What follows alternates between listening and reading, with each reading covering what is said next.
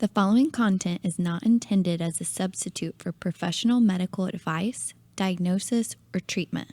Always seek the advice of your physician or other qualified health provider with any questions you may have regarding a medical condition.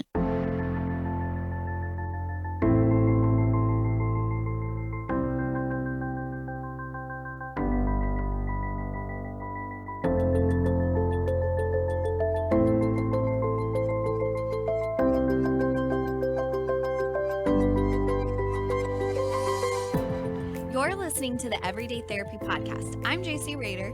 And I'm Julianne Schroeder. And we're therapists bringing you honest conversations around emotional wellness and self-development. Inspired by our personal experiences in therapy and because of our clients, we realize therapy has so much to offer both on and off the couch. Listen for tips and tools to navigate all the challenges that life throws your way. To give us feedback on topics and guests, or for more information on our community events, counseling, or online services, contact us at everydaytherapypodcast.com. Hello, and we're so excited you're tuning in today. Instead of our normal sponsors, I guess we're going to shout out ourselves. So if you don't know, I'm Julianne, and this is JC.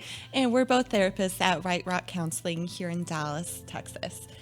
So we offer a variety of counseling services. JC, do you want to share your specialties? Yeah, so I work with anxiety, low self-esteem, boundaries, and all the other fun things, depression, and do specifically individual counseling as well as private individual yoga sessions. So what about you, Julianne? What do you do? So I love working with those that may find themselves to have like a really harsh inner critic that might show up in perfectionism, just low self-esteem, anxiety, burnout, relationship issues, codependency. All the good stuff. All the good stuff, Yes, all the stuff. that we're all working on all the time. Yeah. So, yes. So check us out. We do offer online services for those that are a right fit for us. It's www.lightrockcounseling.com. And let's jump right into meeting our guest today. We're so excited. Rachel, how are you? Hi, I am great. Thank you so much for having me here. Yes, and I can't believe it. So she was on Kid Craddock in the Morning, a She didn't know. syndicated radio show this morning. So it's pretty crazy that we have her on our little podcast today. Hey, goals. We'll get there. Yeah, someday. So Rachel, tell us a little bit about yourself.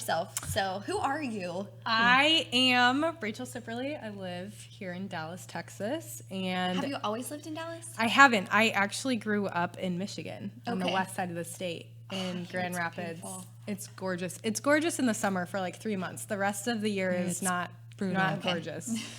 I mean, if you like the snow, I love it now because I can go home for Christmas and enjoy the snow and then leave. Yeah, you And don't not get that Best of here. both worlds. Right. Yeah. So it's the weather is a trade-off. But so I grew up in Michigan, and then I have lived in Dallas though for 10 years.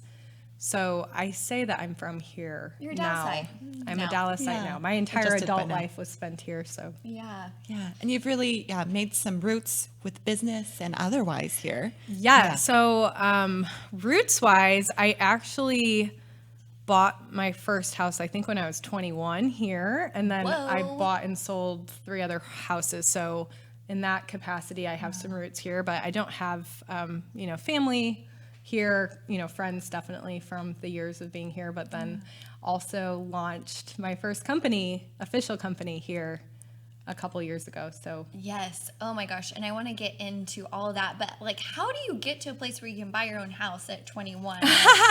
What does like school look like for you? Like normally people are in college at 21. So I have like a really, I think, unique childhood story. I was like mature, for my age, quote unquote, or an old soul. Soul. From a young age, but I, by total happenstance, actually through a audition for a theater class, was able to get into college. I started college when I was 15, and so it's kind of random. Like, Wait. No, Cole, hold on. You can't just drop that statement lightly in there. Let's go back a little bit. Yeah. So, I mean, how do you even get up to that point? Well, so it literally, okay, so this is actually good because I normally say like, yeah, I started college when I was 15 and people are like, wait, what? But it actually is kind of an interesting story. So I was going to this high school, and I moved and started going to a new high school. The previous school I was at was one of the best theater programs in the state of Michigan. I was really interested in theater, and the current high school did not have a great program. And so I went to a guidance counselor, and he said, well, there's this thing called dual enrollment. It's really for students that have exhausted the curriculum in a subject, and it's typically oftentimes used for students that are transferring from other areas that might be like more advanced, right? But if you have, let's say you're, in calculus 3 and you're a junior in high school, there's nowhere to really go up. So after that, you can go and take classes at the local university. So I grew up in Holland, Michigan. At this time, it was right outside of Grand Valley State University, which is a big school in the Midwest. And so it was about 20 minutes away from my parents' house. And I drove and auditioned, and I was placed in a senior level acting class. I was going to be a junior in high school. So, whoa. So I get into this class, and then I got my student ID. Intimidating? Well, I think, this like lesson that I've learned in the last few years, and I keep pressing upon me, is like naivety is key, because you don't really know what you're getting yourself into. You don't have like the self-doubt or like, why am I here? So I don't know that it was scary because I don't think I really knew what was happening. So anyway, I get the like course catalog, Blackboard, right? Do you remember that? Like in college, that's how you book your courses and everything. That still? I hope Probably so. I don't know. I need to ask. Yeah, I'm sure it's like. So anyway, I get my student ID and I get my student login credentials. And mind you, like some of my friends were, going into college, and like I didn't do like freshman orientation or any of that because it was just like this low key, side thing through. Yeah. So I'm like, I wonder if I can sign up for other classes. So I'm like sitting in my friend's dorm with her, and she's signing up for all of her classes. And I'm like, I'm just going to sign up for English and sociology. And like, this looks interesting. And like, I'll go ahead and take algebra too. Like, I took algebra in high school. Like, how different can it be? And so they were like, well, can you do that? And I'm like, I don't know. I guess I'll ask my guidance counselor when I get back to school. Well, in Michigan, because of the tourism industry, they don't start, high school and middle school until after Labor Day. And then of course, college starts like mid-August. So I was like, the worst thing that can happen is I'm not going to like keep going to class, but if I can sign and enroll, I might as well go. So literally like my mom would drive me, because I didn't have a driver's license. Oh my gosh. And drive me. And my birthday's in October, so it wasn't for that long. But then when high school started, the first day of school, I went into I got my list of classes that I was taking, and I went and I said, well, I actually don't need to take English or math or history, because I'm already taking them at Grand Valley. And he was like, wait, what? And I'm like, yeah, like I could sign up for it, and I enrolled, so it should be fine, right? And he's like, I don't know. No one's ever done that. And I'm like, well, find out. Let me know if it's an issue. But otherwise, I'm going to keep going. And so I did schedule my classes all 4 years of college. I don't know how I did this, but I would take class all day Tuesday and Thursday from like 8 in the morning to 10 at night. And I took 18 credit hours. Normally, I might have had like one other evening class or one other online class, but by and large, it was Tuesday, Thursday all day, and then that allowed me to work full time. And so you can't, work more than 12 hours if you're under 18. So I had like 3 or 4 part-time jobs pretty much at all times. And so I worked full time, and I still had to pay. Now, the great thing, and the entire reason why I did this, was because they were paying the tuition, or so I thought. And so I didn't really know how that was going to work, but I'm like, well, they're not sending me a bill, so I'm just going to keep going to the class until I hear otherwise. Love it. Ask for forgiveness later. Yeah, I was like, they'll figure it out. So, the state of Michigan allots, I think, like $8,000 per pupil or whatever a year. They do that head count day. And so because I was spending 3/4 of my day at the university, they took 3/4 of that, stipend, whatever they call it, the rate that they pay for each student to the school, they gave that to the university, and then I was only responsible for the surplus. Well, come to find out, they also don't give 15-year-olds college loans. So I was just in a position that I had to pay for my books, and I had to pay for my tuition. I I mean, they were sending a bill. So my guidance counselor was like, if you can figure out how to do it, like this is just going to kind of go and I don't know what's going to happen. And I'm like, great, we'll figure it out. So I paid out of pocket every semester. And then I actually graduated with $10,000 saved. Because I think financial stewardship is a really big part of my testimony. And I was doing like the Dave Ramsey thing before Dave Ramsey was, big. Yeah, but right. like I was doing the whole like cash envelopes and like setting money aside. And, I babysat and waited tables. So I always had like tons of cash and I would portion it out. And Yeah. anyway. So Wow. you were driven at a very young age. Yes. To say the least. Okay, where does that, why? Yeah. I don't know. A lot of people ask that. Are your parents Some like people that? say I'm like a reincarnate. Is your dad Elon Musk? He's not Elon Musk. No. So my dad was a youth pastor, and my mom Something in supported common. him for a time, and then they actually both did go into business. My mom, was in sales. She was an absolute phenomenal salesperson, and so I think I started to kind of see that, like, okay, she's really good at sales, and she's interacting with people and doing these different things. And then my dad had done some business as well for a time, but they weren't really, entrepreneurial or anything like that. We didn't have, connections with Ivy League schools or any of that. I think my grandfather was probably a big driver of just encouraging me. Like, I will say this though, in retrospect, like telling the story, it's like, you did what? But in the moment, none of it felt extraordinary at all. Right. It didn't feel like there was no adult or mentor or someone like telling me like, you're this like prodigy. Like that wasn't the case. Right. Nor do I feel like that now. Yeah. But in those moments, it was just like, I'm just doing the thing. Like I'm Yeah. just going through, like I'm taking the classes and I have to pay and I'm going to figure out a way to do it.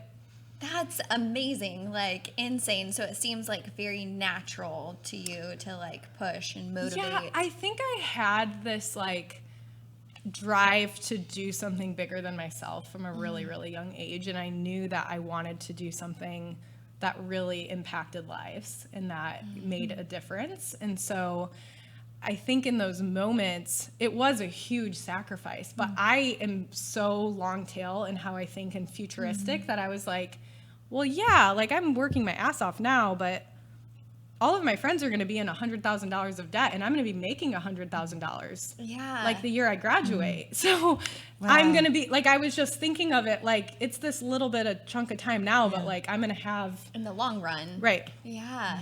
Wow. Yeah, that takes a lot of like self-control, right? Yes. And ability to get all psychological, delay gratification. If you were in the marshmallow sure. experiment in the 1960s, you would not have taken those marshmallows. You're like, no, I will wait until you bring me a cartload. I love of, that experiment. I'm like that film is playing in Yeah. my mind right now for my psychology class. Yeah, for maybe people that haven't seen that, can you explain it a little bit, Julianne? What's the guy's last name? Is it Stanley? Is it? We don't need to Okay. talk about names. Details. Yeah, details, schmeetails. I think it was Stanley. So yeah, study in the 60s that brought in children, and basically I was just looking at impulse control and then how it leads to success and delaying gratification. So the guy running the study said to these kids, like, hey, here's the marshmallow or two now. I don't know the specifics, but you either can eat this now, or if you wait 15 minutes, we'll be able to, you'll have You more. get another one or something. Something like that. Yeah, I don't know. the specific And one. Rachel was just shoving those marshmallows I away. guess. Like, no. Yeah. So yeah, I still don't really know where. I mean, like, I think people are like, "What was your?" I'm like, I had a great childhood. Like, my parents were great. They were awesome. Like, I swear, I was not like abused or anything like that. It was just like, I don't know. I just wanted to like do something bigger and. Yeah, it seems like very like purpose driven, and like you said, like mature at a young age. Yeah. Like knew that was your purpose ultimately. Can you give us some examples? I'm curious, like as a kid, like have parents told you any stories where they're like, we knew you were something different? Okay, so this is actually funny. I shared this on my podcast last week. So my mom heard me speaking at a conference about this last year, and after told me like, oh girl, like, do you want to know where we knew there was something? And I'm like, okay. So I guess so. she says, when we were kids, it was like a huge treat to go out for dinner. We didn't eat out often, or even like to go to McDonald's or whatever. And so I would start when we would go to dinner, like she said, about like 5 or 6 years old, like first grade. I would say, like, Daddy, can I please order this not on the kids menu? And they would be like, no, you don't need that. And I'm like, please, please, please, I really, really want whatever Eggplant this Parmesan. Yes. Whatever. So let's say I don't remember the specifics, but let's say it was eggplant Parmesan. I really need this. Well, the waitress would come and I'd say, I'll have the kids mac and cheese, please. And the waitress would leave and my dad would say, I thought you were begging me for this eggplant Parmesan. Why is the mac and cheese okay? And I'd be like, well, mac and cheese was only $5 and the eggplant Parmesan was $10, so you owe me $5. Like negotiating. You were a hustler. Yes, they said that I was literally like striking business deals with them in first grade. Like I was saying, like, well, I made the sacrifice. Like you gave me permission to have this, and because I'm making the sacrifice and I'm gonna order something else, then like I should get the delta. And would they pay you No, for that? no. Good parents. But good she parents. said another story that was funny is like, because I was such a saver. Like they really, like people have said this, like, are you from the 1920s or like, are you, what is? Very frugal. Yeah. Like was 90s baby. So when scrapbooking was huge, right? And we went to this scrapbook store and I really, really, really wanted these stickers.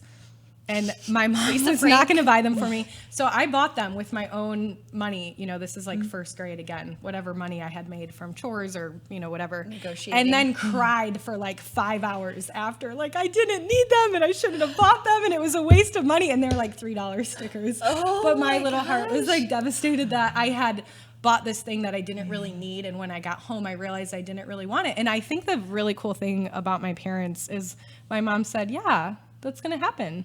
Sometimes you're going to, and it's like from a really young age, I think they allowed us to have these like adult experiences that taught us lessons like early on, but they weren't pacifying us in any way. So it's like, if I wanted something, or I you know, like we would get this pair of jeans from the store. Like if you want the designer jeans, like you can go and babysit and make the money and buy them. Like I'm going to provide for you. I'm going to take care of you. But like if you want this extra stuff, then that's on you. I love that. Note to all the parents out there. Yeah. My mom's great. I love, she did a lot of wonders. Yeah, it sounds like it. Yeah.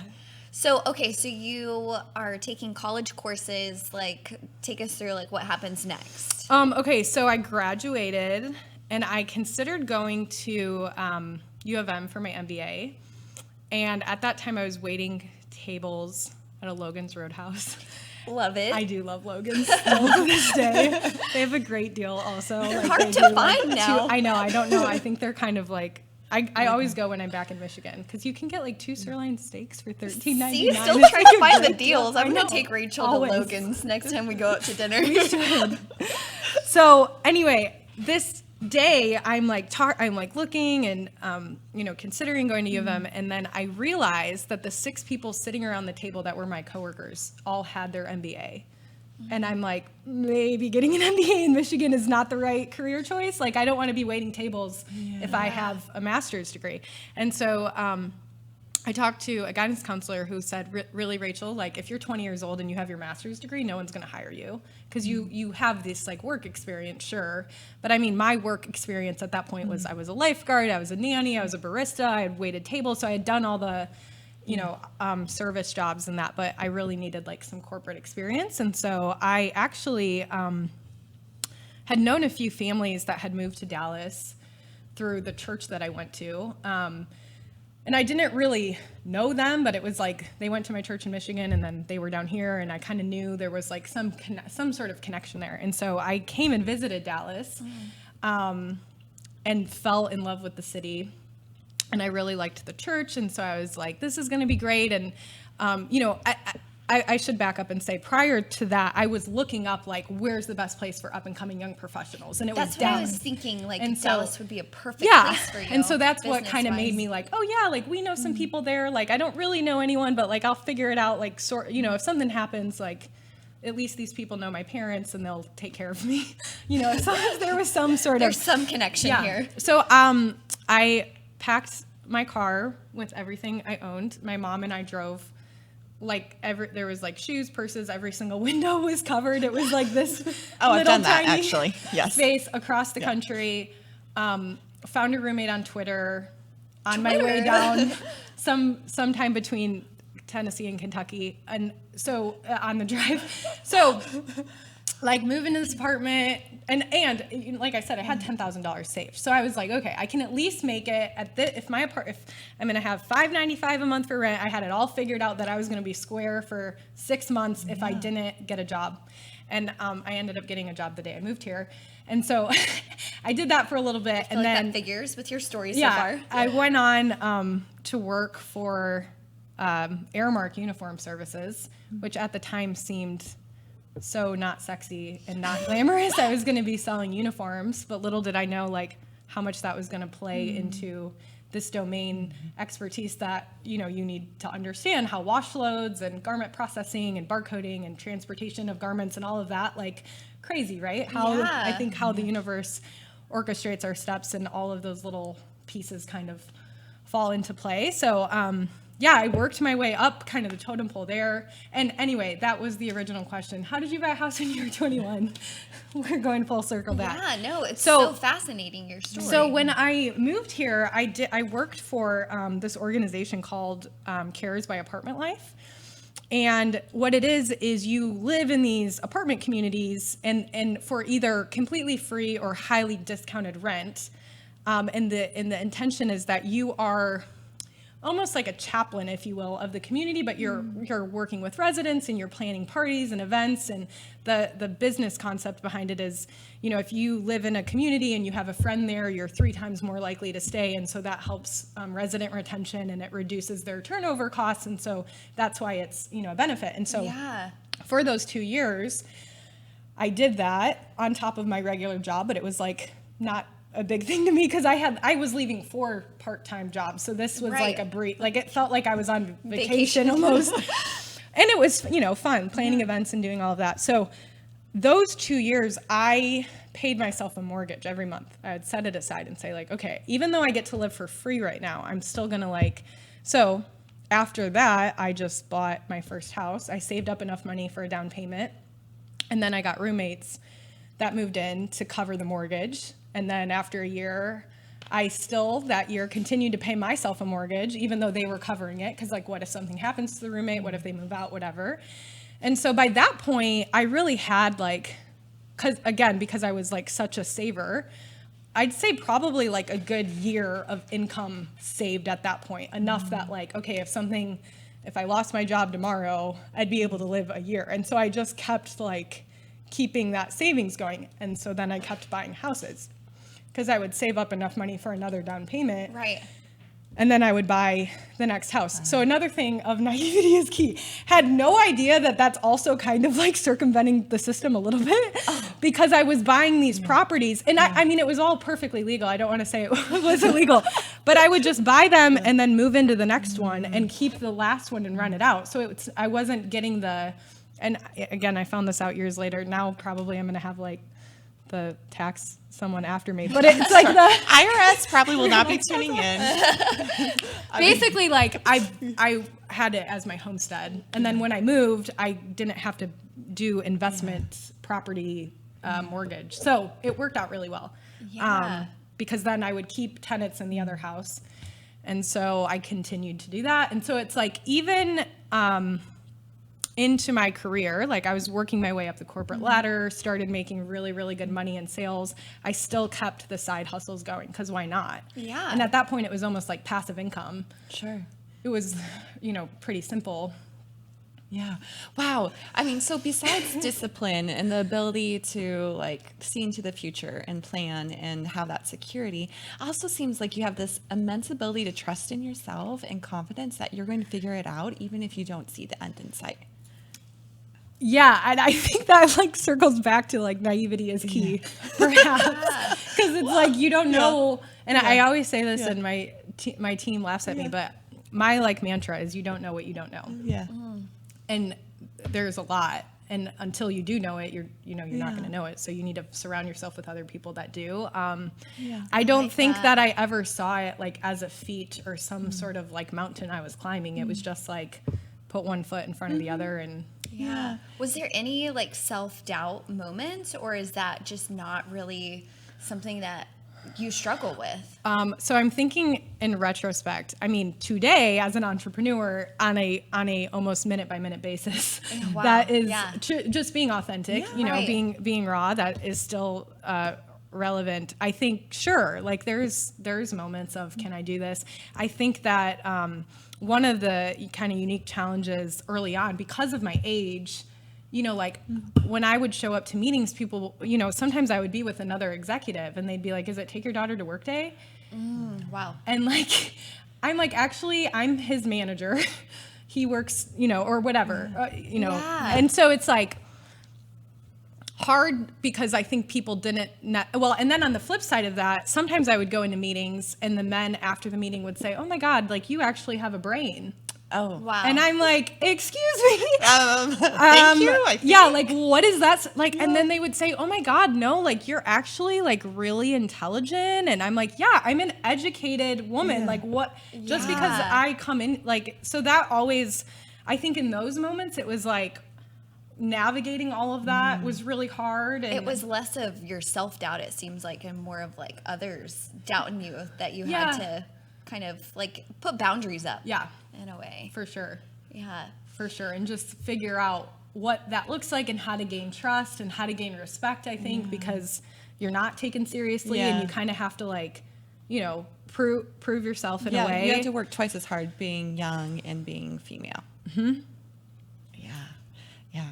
I am so curious. I mean, with all this that you've got going on, like what does it look like for you to like slow down? And I mean, Yes.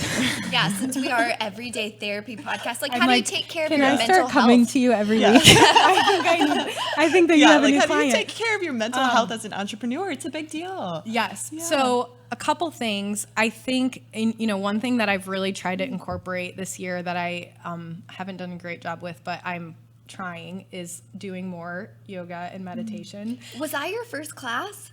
Or had you been before? I had gone to yoga. Okay. I used to do the heat yoga thing. Yeah. the heat, the hot What is yoga. it? Sunstone.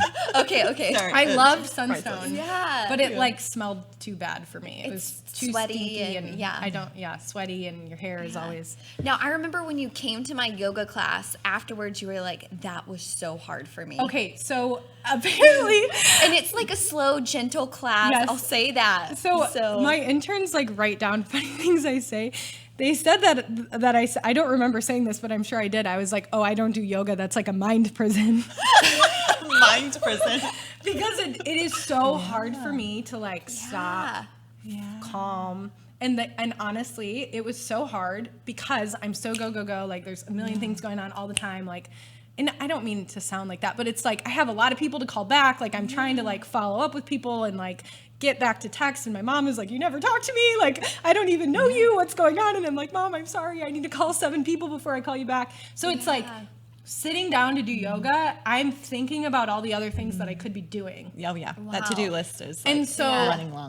it's not to say, I think working out and all of that is really good for you, but like almost for me doing the really high intensity like HIIT classes, because then I'm like being stimulated. Yeah. But all of that to say, I think the yoga is very good for me. Yes. And good to like calm and find center and do the center. So you have to, that thing, that grounded thing. Yes, that but it the does- mind where prison. I'm not thing. always doing something. It does feel like a mind prison. Yeah. No, for sure. I mean, I actually like say something along the lines of, hey, you're not going to get a physical sweat here in my class, but you may get a mental sweat. Right. Ooh, I like that. I mean, really, like training the brain from always being in thinking mode. Oh my gosh, it's such a feat, right? And especially if there's like personality types too that are more like, go, Yeah. thrive on accomplishment, etc. Yeah, for sure. Because my brain is like on speed. Yeah. So it's like calm it down a little bit. I need to do that more. Yes. So that needs to be incorporated into my practice. Well, it sounds like you are like trying to, but it's I'm timing. trying. So I actually recently, a friend told me this. I was with a group of old friends, and I started doing this recently, and it has been amazing. So when you wake up first thing in the morning, I don't know what you do. I grab my phone and I'm like looking at all my texts and my emails and and it's just like immediately, like I wake up, kind of open my eyes, and then it's like, okay, email, text, whoever. He's like, don't do that. Well, I also started putting my phone in the other room because I was sleeping like 3 hours a night. It was really, really bad. You were just on your phone Constantly. And I think the blue light, really, when I got the iPhone X, like I like became more of an insomniac than I already was. And I really am convinced it's because of the blue light. I think it's like terrible. Yeah. So put the phone in the other room, no phone or TV. But when I wake up, just like calm for a moment, center yourself. And then I write down 3 things that I'm grateful for and just 3 things that I'm going to do that day. Just 3? Just 3. How? Only 3. Wait, how? So that's the whole thing, right? Because obviously I have other to-do lists, right? At the office and at my desk and on my calendar, and I have all the things. But when you, in the moment, when you're just finding that your moment to be quiet, center, and say, okay, what are the things I need to get done today? Before I look at my to-do list, before I get and see like the mountain of emails and all the things that are all the fires that I need to put out. What's actually important. And it seems like kind of it's easy to be driven externally if you're checking your phone and like pulled every which way, Right. but that's more of like an internal process of like, okay, where am I and where do I need to go? Right. Like you're choosing. Well, and I also think the key is the 3 pieces of gratitude, right? And so I've been like reading about this a lot lately, and I'm sure you guys know way more, but like how you can actually rewire your brain through gratitude and how it can calm anxiety. And, that's a practice that I've put in a ton that has helped so much, is like when I'm feeling super stressed and overwhelmed and like, oh my God, like I'm like, okay, what am I thankful for today? Like who's done something, what people are, and it's like, when I think that way, it's a flood of like endorphin release almost, because you feel so like, oh my gosh, I have so much to be thankful for, so much to be grateful for. I love the way you explain that too. And yeah, I think that it is so easy, like our human brains, like we want to fix problems, we want to protect ourselves. That's what anxiety is for. Like it's helpful in some ways, but to like step back and do the opposite of that. Right. And then the last piece of it is I write down 3 manifestations or prayers of what, I really write down like it in faith. Like this is, and I actually just this morning was watching this thing and saw that Rachel Hollis does that too. Okay. Unrelated, or maybe related, maybe this is where that guy that told me got it from, but she just came out with this journal to help people, do that. But she said when she was really young, she would have these diaries and she would just write down what her goals were, but in present tense, as if it's happening already, and just like really manifesting it and really believing it. And so I've done different forms of that throughout my life and, as a young kid, but now like doing it every morning and just saying like, okay, this is what I'm committing to. And here's the thing, as a side note, I know that this works because I read this sales book.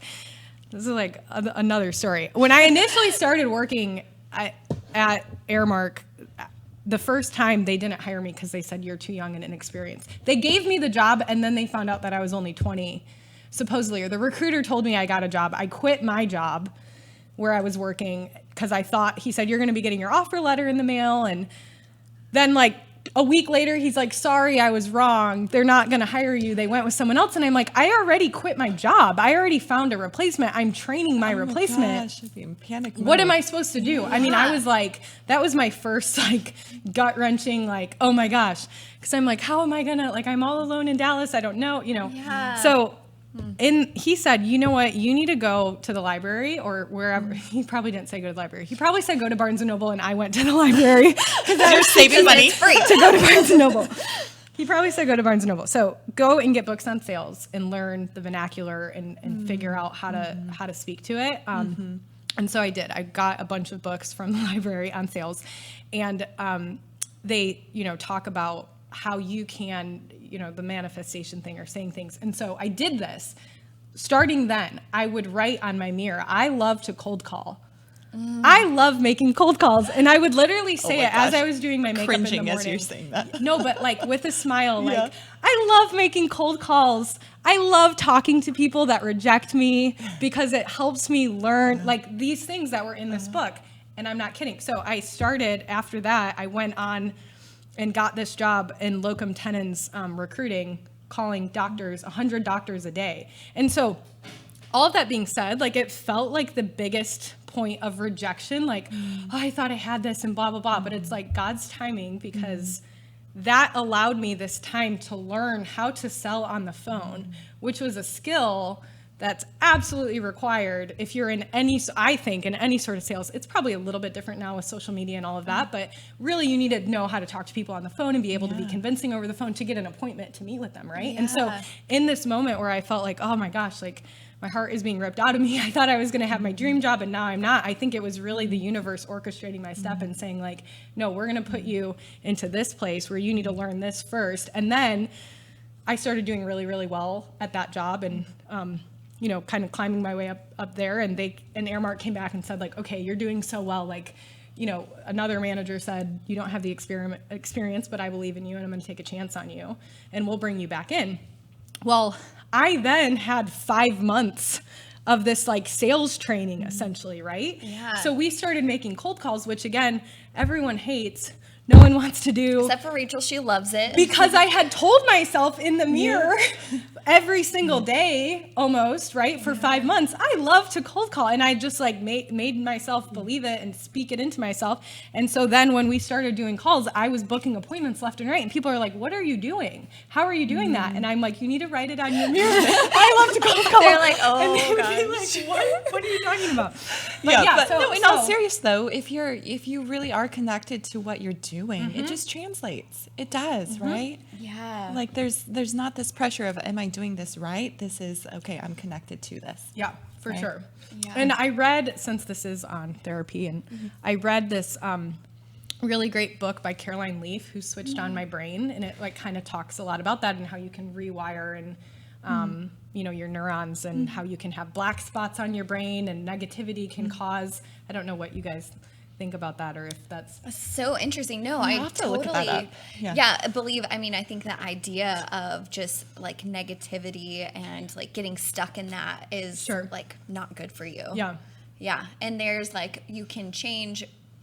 I guess I try and explain to my clients, there's a bottom up approach where you can change your mood, your feelings with your body, like through yoga, through posture, those types of things. And then a top down approach, and that's through your thoughts, you can change like how you feel. So yeah, I think it's a little bit of both, but absolutely. Yeah. And then the brain just wants to make sense of things. So if we say something, it's going to want to find some truth in it. Right.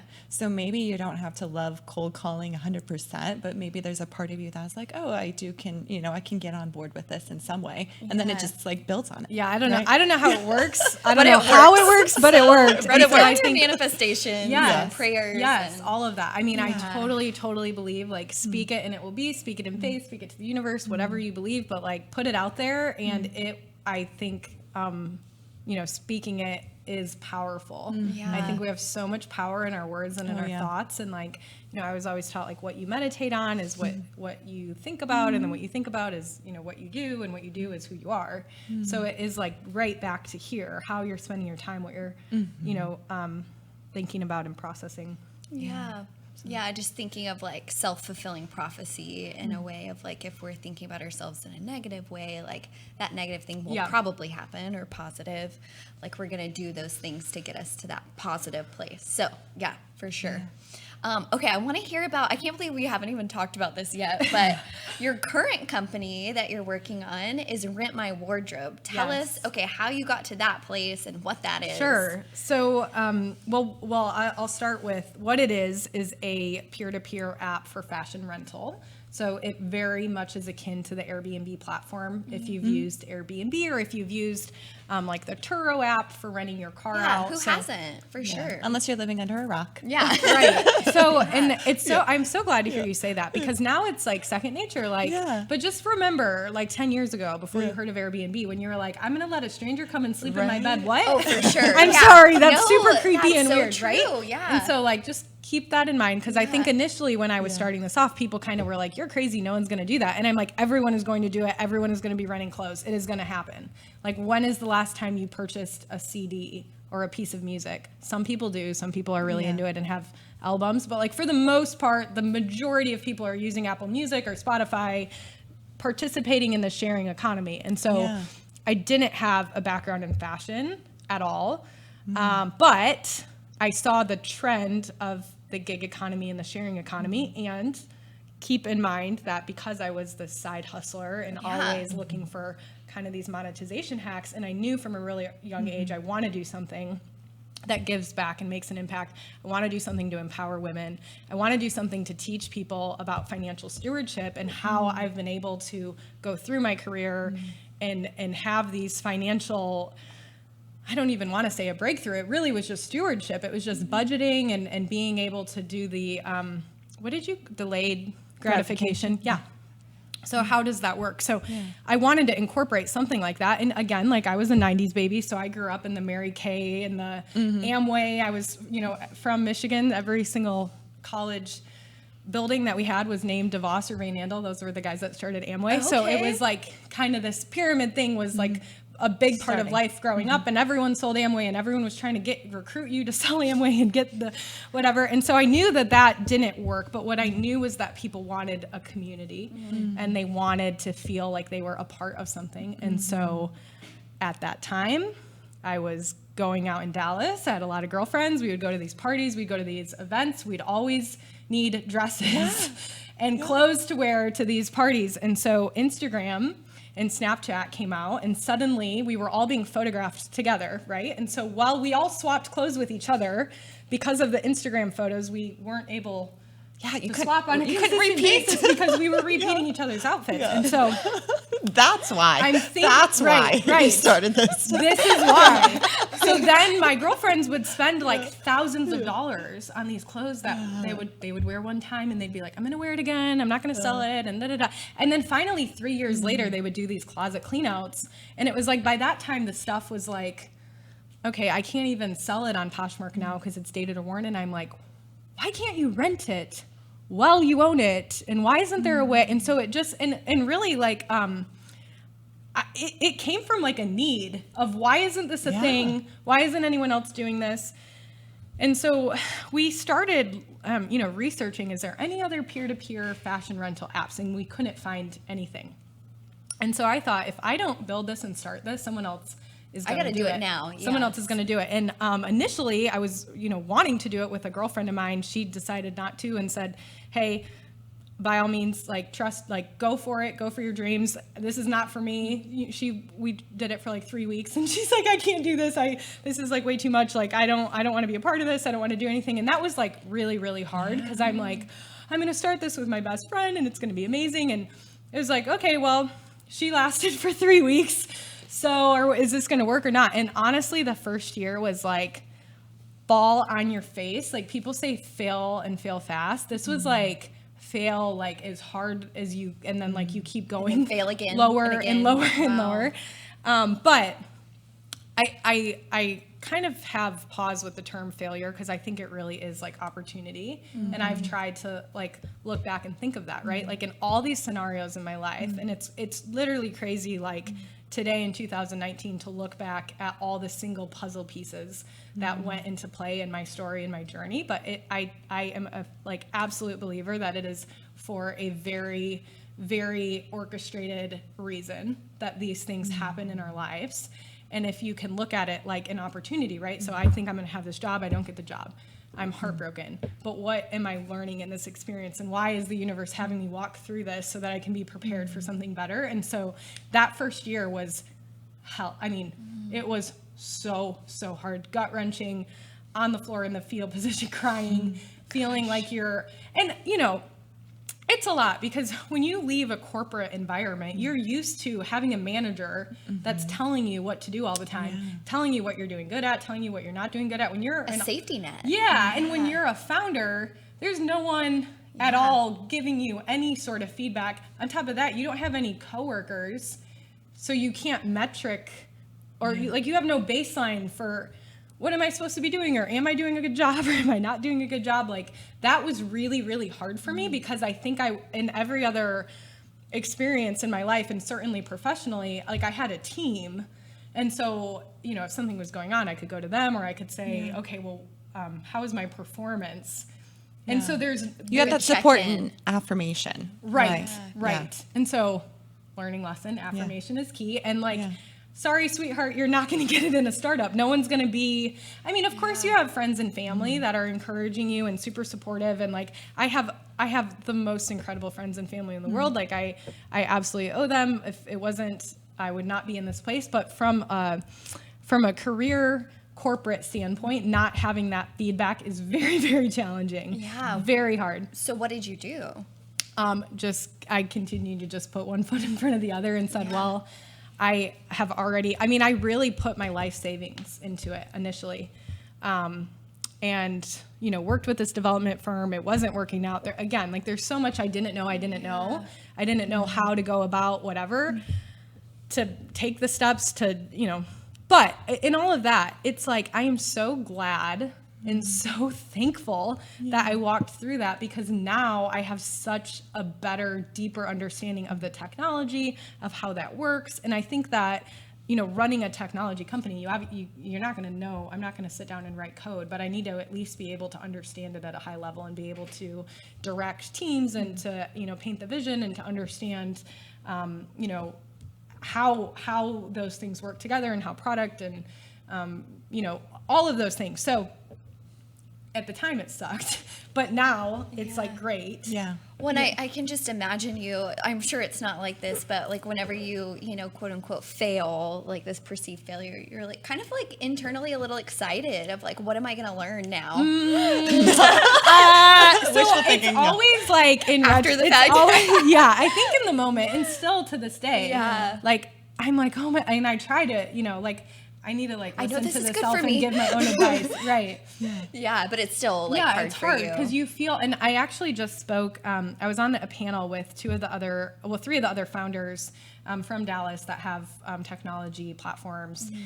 And, you know, they were all saying that, like, fail fast, like, you're going to fail, you're going to fail, you're going to fail. And I was talking to a friend after who said, you know, you guys were saying like, you're going to fail, but it's an opportunity. And I think that sometimes in the startup world of, you know, startup jargon and whatever, that's such a common thing, like fail fast. But it is really important to me that people realize, like, those failures are opportunities.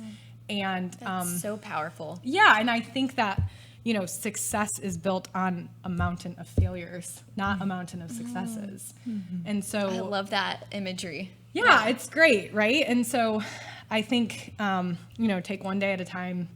Don't take yourself too seriously. Yeah. You can't be like too worked up when things, because like it doesn't ever work out the way you think it's going to. Yeah. Like there's this strong practice of not personalizing the failure. Right. Of like, hey, right. And acknowledging there's so much out of your control. Mm-hmm. And then what can you do moving forward? Yeah. So it seems like to have a lot of faith in the process, faith in yourself, like allowing for support, right? Anything else that you think, you know, entrepreneurs and need for their mental health? I feel like we could talk to you and like pick your brain for hours, and I'm so sad that we're out of time. Okay, well, you guys will have to come back on my podcast. Oh, we would love that. And we can share. And actually, I think it would be great to bring you back in and then hear more from you guys on how some of the things, because I would love to learn tools from you and other things that I can do and learn.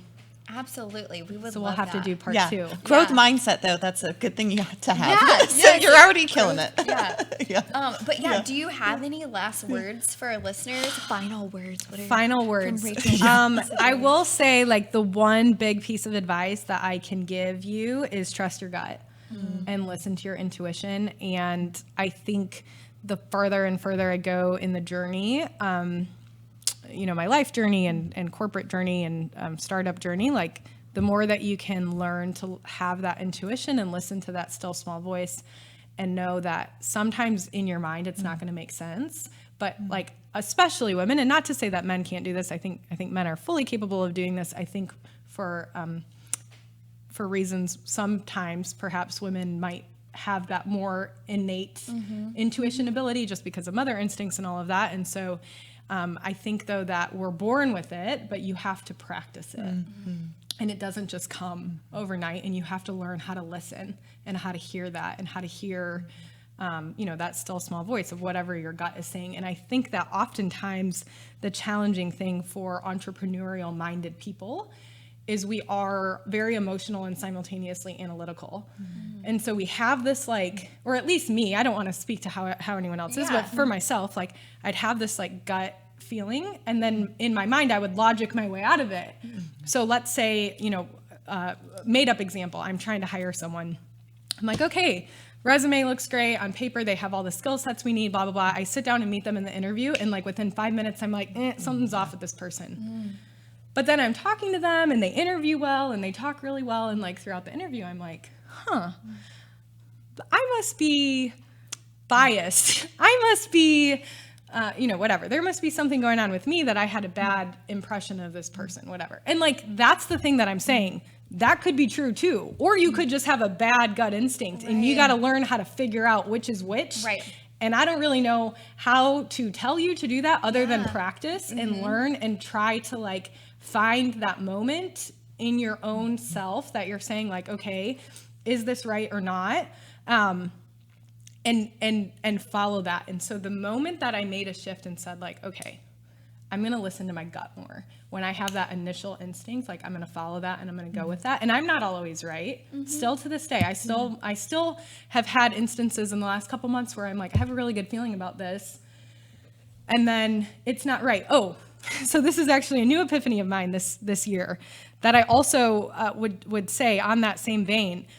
You might have an initial gut reaction about something, and then within a small period of time change. And I think that because I was telling myself, I'm going to listen to my gut, I'm going to listen to my gut, in certain circumstances, that feeling or that intuition would change, and I wouldn't allow it to change because I was well, my initial gut reaction was it was great. And so I'm learning that too. To change, ultimately. Yeah, permission for that to evolve and develop. And I think giving, I think probably a typical trait of entrepreneurs is they're go fast, quick, make decisions, go and keep going. And I think that having that pause to say okay, I really need to get to know this person or this vendor or this strategy that we're going to implement, whatever it is, and kind of have some time with it to learn more about what it is versus just that initial first shot instinct. But all of that being said, that intuition is key in listening to that, and your gut doesn't lie.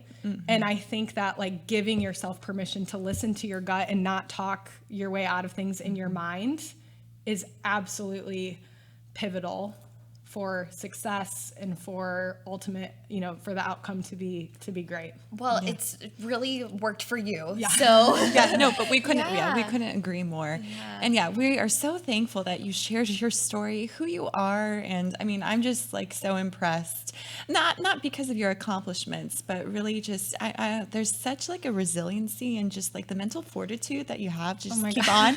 I'm serious. Yeah. I'm nice, but I'm also honest. Thank you for saying that. Cause it definitely doesn't feel like that every day. I mean, some days are really, really, really, really hard. I'll be honest and say it isn't, I need to listen to this to myself, and I, because you're human. Yes, you can be awesome and still be human and have moments of doubt all the time, right? Both can exist. Definitely. Thank you for sharing that vulnerability. Yeah, of course. Too. Yeah. Well, I think it's important too, and especially and I know we're short on time, but the Instagram day and age of everything's a highlight reel and everyone's seeing all the great glamorous stuff. And I think that, particularly in the last few months, we've, had a lot of really great press, and a lot of people are oh my gosh, this girl's this overnight success story. And I'm little do you know. It started when you were 5, hustling, saving those $5. But also just the blood, sweat, and tears and pain and relentless, dogged, resilience and just not giving up and still putting one foot. So people don't always see that. And I think that there's almost this I don't want to talk about my struggles or talk about the pain or talk about, and it's we're all going through the same crap. We're all it is not a perfect bed of roses. there is a lot of hardship to get there. So I just want people to be encouraged and know that you're not weird, you're not alone, you're not we're all dealing with those things together, I think. Yeah. For sure. Totally agree with that. How can we find you, Rachel? So you can download the app, Rent My Wardrobe app, in the iOS Apple App Store. We're not on Android yet, but we will be soon. And follow us on Instagram at Rent My Wardrobe app. And if you want to follow along with me, the Female Founder on Instagram and the Female Founder podcast on Spotify and Apple Podcast and anywhere you can download a podcast. Yes. And listen, because they will be on my show coming up here in a few weeks. So we will do a part 2 to this episode. Oh, Yeah, awesome. for sure. And have Yeah. you to the studio, and it'll be great. Yeah, Cool. we'll put all the links and all the good stuff in. So Yes. thank you for sharing in your Thank busy you schedule so with much us. for having me. Yeah, so it was an honor to be here with you guys today. Seriously. Yes, thank you. Of Bye, course. guys. Thank you so much for listening to the Everyday Therapy Podcast. Don't forget to rate and review us on iTunes and share with your friends. It really helps us reach more people. We might only record once a week, but we're with you every day.